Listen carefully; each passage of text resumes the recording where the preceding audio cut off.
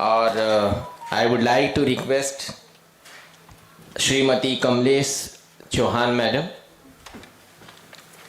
For her topic on neuropathy. Please join us.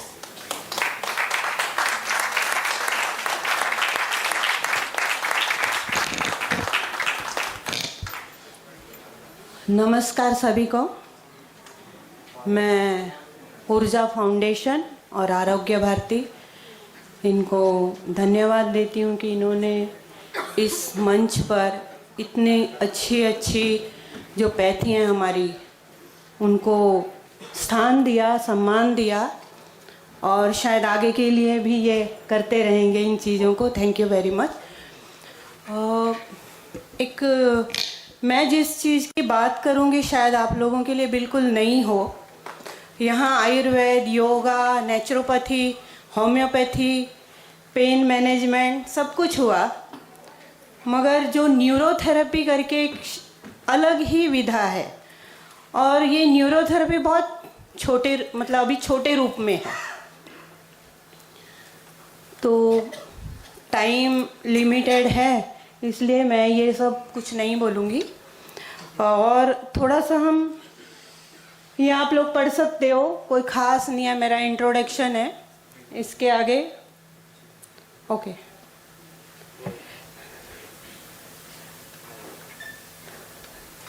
Doctor Lajpat Rai Mehra जी ये neurotherapy के जनक हैं और अभी 2017 में ये भगवान के पास चले गए और कम से कम 28 साल मैंने इनके साथ काम किया है।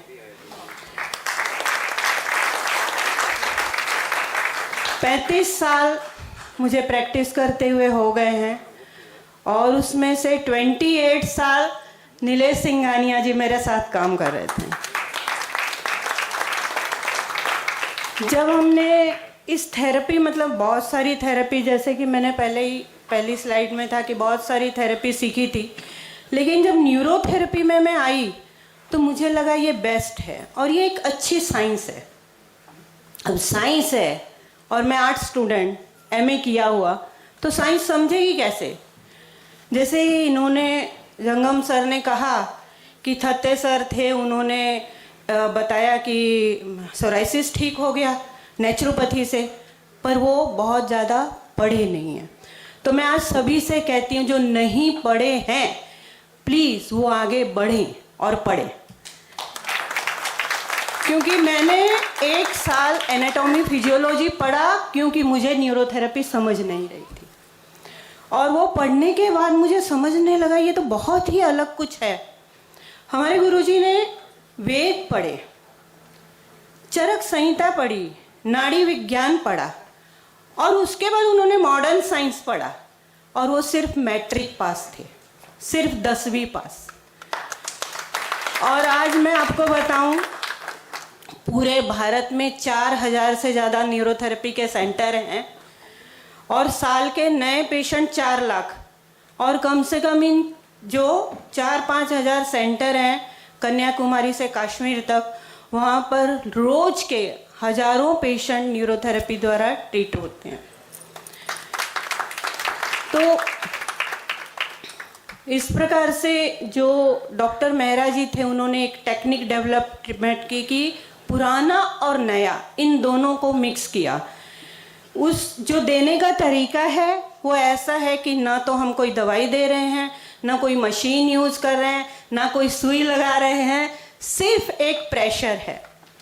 पेशेंट को सुलाया जाता है और थेरेपिस्ट का वेट जो होता है अपोजिट डायरेक्शन में 2 चेयर रखी जाती हैं या स्टैंड रखे जाते हैं और उस पर थेरेपिस्ट के बॉडी का वेट होता है। मैं ये इसलिए एक्सप्लेन कर रही हूँ क्योंकि मोस्टली मुझे लगता है कि न्यूरोथेरेपी यहाँ ज़्यादा लोगों को नहीं पता हो।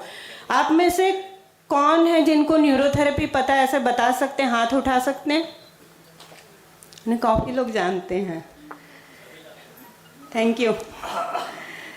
तो उसमें पेशेंट को लिटा के फिर हाथों से और पैरों से प्रेशर दिया जाता है। अब ये प्रेशर है तो लोगों को लगता है कि बहुत पेनफुल होगा और जो बैक पेन वाला, नेक पेन वाला आया और उसकी बैक पे चढ़ गए तो ऐसा नहीं है।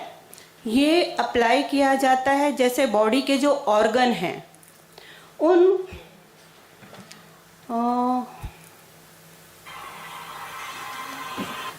ये इसका कारण होता है, एक तो बीमारियां आई क्यों उसके बारे में है कि हम बॉडी का बैलेंस क्यों बिगड़ता है। हमारे बहुत सारे कारण हो सकते हैं, हमारा लाइफस्टाइल हो सकता है, हमारी नींद हो सकती है, स्ट्रेस टेंशन हो सकते हैं, बहुत सारे कारण हैं जो आप लोग सभी जानते हो, जिसके कारण हमारी बॉडी का जो ऑर्गन है या उनके अंदर के जो केमिकल हैं या हार्मोन से ये इनबैलेंस होते हैं। आजकल हम बहुत सुनते हैं हार्मोन्स इनबैलेंस हो गए। इनबैलेंस क्यों हो गए? क्योंकि बॉडी का सिस्टम ठीक से नहीं चल रहा है। तो हम जो प्रेशर देते हैं वो उन्हीं ऑर्गन को एक्टिवेट करते हैं जो ऑर्गन का फंक्शन जिसका नहीं हो रहा अकॉर्डिंग टू डिजीज, मतलब डिजीज के हिसाब से उस ऑर्गन में कौन कौन से ऑर्गन हैं जिनको हमें एक्टिवेट करना है, तो उनको एक पर्टिकुलर प्रेशर दिया जाता है और पर्टिकुलर टाइम उसका एक मतलब गिनती होती है, इतने टाइम ही देना, और ये सारा साइंटिफिक है। मैं आपको एक छोटा सा एग्जांपल देती हूँ, सारे डॉक्टर बैठे हुए हैं इसलिए बात को समझ सकते हैं। एक हमारी बॉडी में क्लॉटिंग फैक्टर होता है। क्लॉटिंग फैक्टर सबकी बॉडी में है, डिसॉल्विंग फैक्टर भी सबकी बॉडी में है। तो क्यों क्लॉट बन के कहीं स्टक हो जाता है? क्यों बॉडी के अंदर से डिसॉल्व नहीं हो पाता? इसका कारण है क्लॉटिंग फैक्टर तो बन रहा है मगर डिसॉल्विंग फैक्टर बनने वाला जो ऑर्गन है वो काम नहीं कर रहा है। तो हम इसी को ही बुक्स में ढूंढते हैं। हम इसको साइंस की जो बुक आप पढ़ते वही हम पढ़ते हैं, और चैटर्जी है, हैरिसन है, गाइटन है, यही हम भी पढ़ते हैं। लेकिन हमारा एजुकेशन डॉक्टर का नहीं। मैंने आज तक डॉक्टर शब्द मेरे नाम के आगे नहीं लिखा है, कभी भी नहीं, 35 साल में नहीं लिखा। तो उसमें हम देखते हैं कि डिसॉल्विंग फैक्टर कहाँ बना, तो वो लंग्स और लीवर के कुछ पर्टिकुलर सेल्स हैं जहाँ वो हिपेरिन बन रहा है। तो हम लंग्स और लीवर को एक्टिवेट करते हैं। उसके साथ में हम एक पैनक्रियाज को लेते हैं फाइब्रिन्स को चेंज करने के लिए, जो क्लॉट में धागे होते हैं ना फाइब्रिन्स, उनके लिए। मैं बहुत सिंपल लैंग्वेज में बोलती हूँ और इसी सिंपल लैंग्वेज में 22 साल से मैं लोगों को न्यूरोथेरेपी भी पढ़ा रही हूँ, ताकि मेरी तरह जिनको तकलीफ़ हो उनकी तकलीफ़ कम हो जाए। तो ये जो हमने एक फॉर्मूला बना लिया पैनक्रियाज, लीवर और लंग्स का, उसको हम हिपेरिन ही कहते हैं।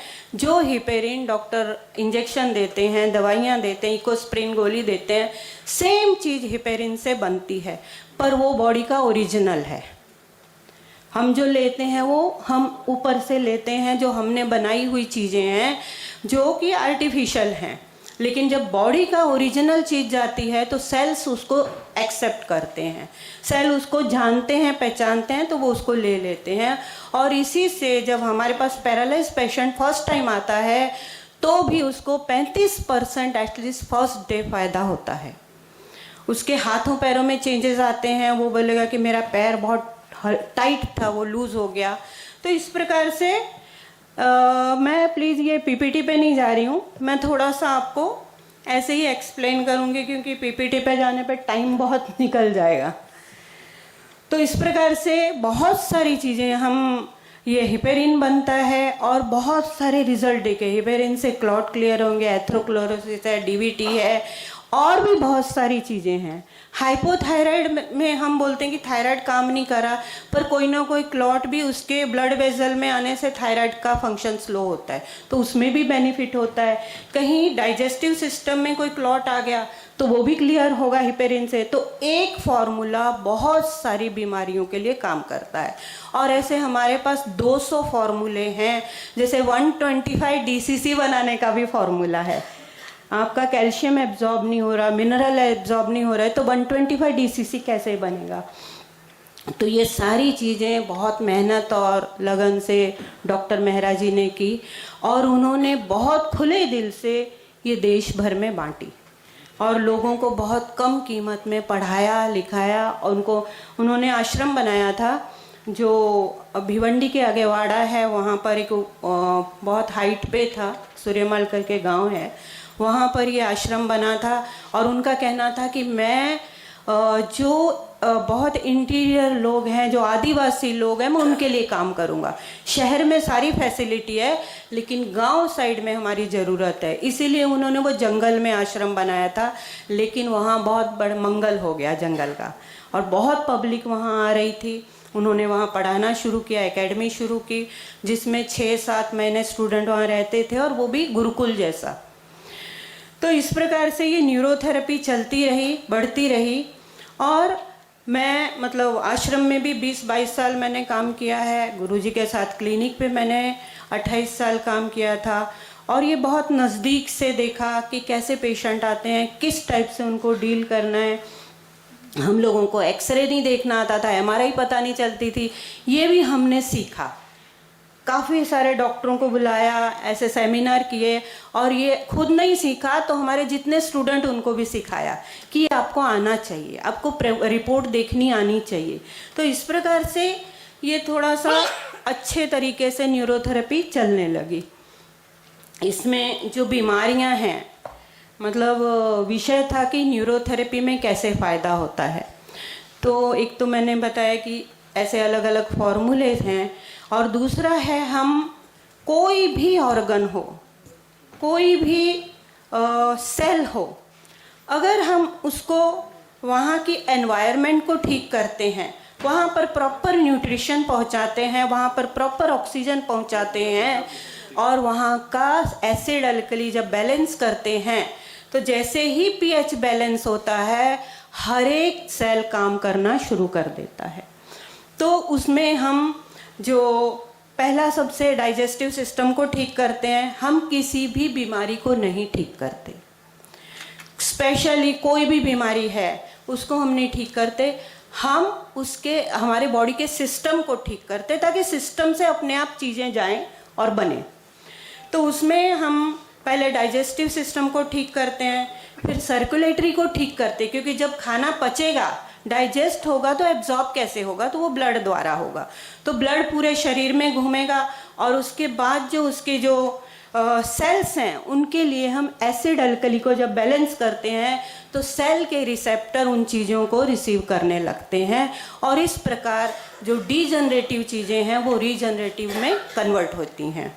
तो उसमें बीमारियां मैं कहूँ तो बहुत, इसमें देखिए ये क्योंकि रूट कॉज इसमें है, इसलिए ये पूरी तरह से बॉडी की ट्रीटमेंट है, चाहे वो मेंटली हो चाहे फिजिकली हो, हर एक चीज़ में बेनिफिट होता है।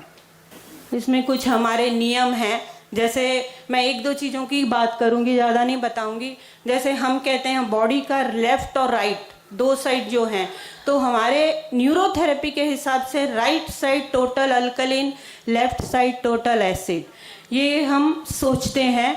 और न्यूरोथेरेपी में इसके हम लैब टेस्ट नहीं है हमारे पास, पर हमारे पास रिज़ल्ट टेस्ट हैं। रिज़ल्ट जो आए हैं उनके हिसाब से हम ये कह सकते हैं कि लेफ़्ट और राइट। तो लेफ़्ट साइड के ऑर्गन भी, जैसे लेफ़्ट किडनी है तो हम बोलते हैं वो एसिड ज़्यादा फिल्टर करती है, अल्कली कम करती है। या राइट किडनी है तो वो अल्कली ज़्यादा फिल्टर करती है, एसिड को कम फिल्टर करती है। और हम इस बेस पे जो ट्रीटमेंट देते हैं उसमें रिजल्ट हमें आते हैं।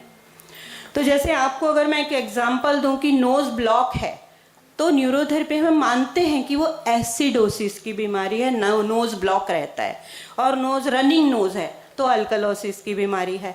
तो हम जब राइट किडनी को एक्टिवेट करते हैं तो रनिंग नोज़ बंद हो जाता है, और हम जब लेफ़्ट किडनी को एक्टिवेट करते हैं तो हमारा जो बंद नाक है वो खुल जाता है।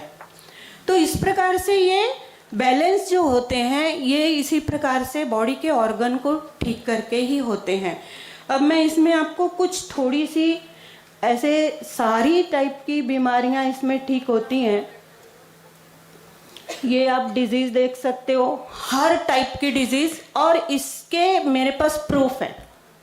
पेशेंट हैं जो 35 साल में ठीक हुए, उसमें मस्कुलर डिस्ट्रॉफी हैं, मोटर न्यूरॉन के पेशेंट हैं, कैंसर के पेशेंट हैं, आईटीपी के पेशेंट हैं, ऐसे बहुत सारी बीमारियां, ऑर्थोपेडिक, मतलब अब लगता है घुटना दर्द, कमर दर्द, नेक पेन, ये तो बहुत मामूली सी चीज़ें हैं, क्योंकि अभी इसकी इन चीज़ों में हम स्टडी करते हैं, उसमें किस चीज़ को एक्टिवेट करना है, कैसे करना है, कौन सी चीज़ बॉडी में बनानी है, ये आजकल हमारी रिसर्च और पढ़ाई होती है, और उसके हिसाब से जब हम पेशेंट करते हैं तो उसके रिज़ल्ट बहुत अच्छे आते हैं। इसमें मैं आपको 2 या 3 मेरे पास पीपीटी हैं पेशेंट्स के, मैं बहुत शॉर्ट में बताऊंगी, वो बहुत लंबा लंबा है, लेकिन इसमें थोड़ा सा उनका एक वीडियो आप देख सकते हो। इस पेशेंट को एक न्यूरोलॉजिकल प्रॉब्लम था C2 और C3, और C1 में भी थोड़ा सा डिजनरेशन था। इसके MRI वगैरह हैं, अगर आप देखना चाहोगे तो। ये बेड पे थी लेडी, कम से कम 3 महीने से बेड पे थी, हिल नहीं सकती थी, क्योंकि उसका जो ये C2 C3 के अंदर जो गैप आया था और उसमें स्पाइनल कॉर्ड के ऊपर प्रेशर आया था, जिसके कारण पूरी बॉडी के सेंसेशन चले गए थे और वो खड़ी नहीं हो सकती थी। इसको मैं इनके घर देखने गई थी, और देखने के बाद सारी स्टडी करने के बाद मैंने कहा कि ये ठीक हो सकती हैं। डॉक्टरों ने कहा था कि इनको ये ठीक नहीं हो सकती, इसका ऑपरेशन करना पड़ेगा, पर 72 एज होने के कारण, या 78 थी एज तो वो टाइम, वो 78 एज होने के कारण ऑपरेशन नहीं हो सकता। लेकिन जब मैंने उनसे कहा कि ये ठीक हो सकते हैं, बोले ठीक है दीदी, इतना हो जाए कि ये सिर्फ बाथरूम तक चले जाए। अब भगवान की मर्जी, मैंने उनको बोल दिया बाथरूम तो क्या, ये उठ के मेरे क्लिनिक तक आएंगे। और सिर्फ अभी ताली नहीं बजाना, क्योंकि एक्चुअल में 10 दिन के बाद वो चल के मेरे क्लिनिक पे आए, और घर जाके थेरेपिस्ट ने ट्रीटमेंट दी। 10 दिन के बाद वो मेरे क्लिनिक पे आए। क्लिनिक के बाद उन्होंने 3 से 4 महीने ट्रीटमेंट ली। उसके बाद वो बिल्कुल ठीक हो गए। उनके पेन्स बहुत थे, जो पूरे शोल्डर में, नेक में, और उनका जो इनबैलेंस था वो सारा कुछ ठीक हो गया। 3-4 महीने बाद उन्होंने पूछा, अगर मैं ये ट्रीटमेंट हमेशा लूँ तो मुझे कोई नुकसान होगा?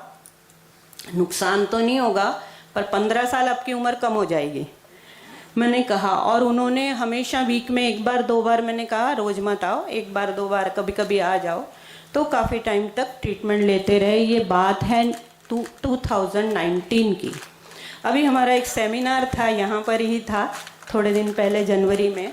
तो मैंने इनको फ़ोन किया, इनकी बेटी को, वो इनकी बेटी है, उनसे बात की कि मम्मी कैसे हैं? बोले बिल्कुल ठीक है। अभी तो वो 3 बार दुबई घूम के आ गई हैं बेटे के पास जाकर, और घर का सारा काम कर रही हैं, खाना वाना बना रही हैं। ये है 5 साल बाद की बात, और इसको हम क्योर बोल सकते हैं कि वो पेशेंट क्योर हुआ। सिर्फ हमने उसको खड़ा नहीं किया तो आज वो अपनी लाइफ नॉर्मल जी रहे, और अब उसकी उम्र 82 है। तो ये वीडियो दिखा सकते हैं। मेरा नाम शिखा है। बस एक ही दिखाओ। नेचुरोपैथी का जब मैं कोर्स कर रही थी तो वहाँ मुझे मालूम हुआ रेस्पेक्टेड दीदी के बारे में, डॉक्टर चौहान से। तो फिर मैं इनके आश्रम में क्लिनिक में आई, वहाँ करके मैंने सब देखा। फिर मेरी मदर सावित्री अग्रवाल, उन्हें अचानक बहुत तकलीफ हो गई थी। मैंने दीदी से रिक्वेस्ट करके अपने घर उनको बुलाया, और उनके आने के बाद मेरी माँ की ज़िंदगी बिल्कुल बदल गई। बिस्तर से चलने लग गई, उठने लग गई। बिस्तर में करीब 1 महीने रही हूँ, 1-1.5 महीने रही, और मतलब पूरी तरीके से हिम्मत हार चुकी थी, और वो समझ गई थी कि अब मैं नहीं उठ पाऊंगी कभी भी। और हम भी इधर उधर घूम के काफ़ी परेशान हो गए थे। स्पाइन सर्जरी के लिए कहा गया था इनको, लेकिन हमारी बिल्कुल हिम्मत नहीं पड़ रही थी स्पाइन सर्जरी कराने के लिए। तो मैं अल्टरनेटिव मेडिसिन की ओर भाग रही थी।